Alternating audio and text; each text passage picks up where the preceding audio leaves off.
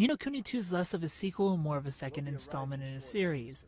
This game takes place many years into the future after the first Ni no Kuni, so playing the first game isn't necessary to play this one. However, I would recommend you play that one instead. This is an action RPG that tells the story of Evan, who sets out to start his own kingdom and unite all the nations of the world. The story this time around is much less personal. It's very politics heavy. He's just a child that wants to make the world a better place. A lot of growing and learning to hopefully become a great leader of this land, and because of this less personal tale, I had less interest in how the game played out overall. The first game had a slow but beautiful build up and introduction to its characters. This time around, everything is sped up. You're basically told your motives in passing. Everything happens so fast and I just found myself not caring. So no good story, we're off to a bad start. Thankfully the gameplay and RPG elements of this game keep you hooked for this game's roughly 30-hour campaign. Unfortunately it also changes the Pokemon aspect. You're no longer collecting monsters. Instead there's an action RPG twist. When you're roaming the open land, you're in chibi form, and you're pulled into a little arena to battle like the first game. And when you're in tighter spaces, everything is pulled in and it's much more westernized,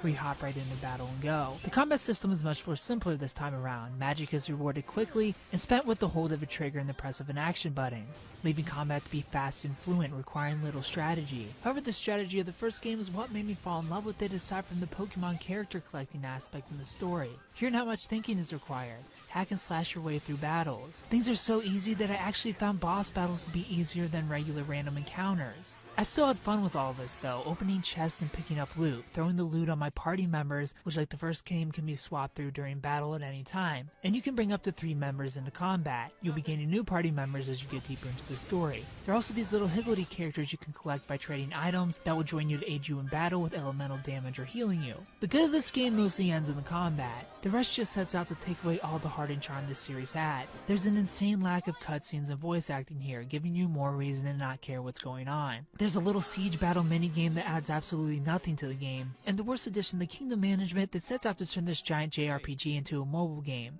Level 5 for whatever reason decided JRPGs aren't long enough, so they now have you wait hours in real time for your kingdom to collect currency, for you to build stations and send out residents to do research so you can craft the best gear. You weren't bothered with managing this kingdom. There are definitely speed bumps that stop story progression until you build your kingdom up to a certain point, so you're forced to go out and do side quests to recruit new citizens for your kingdom.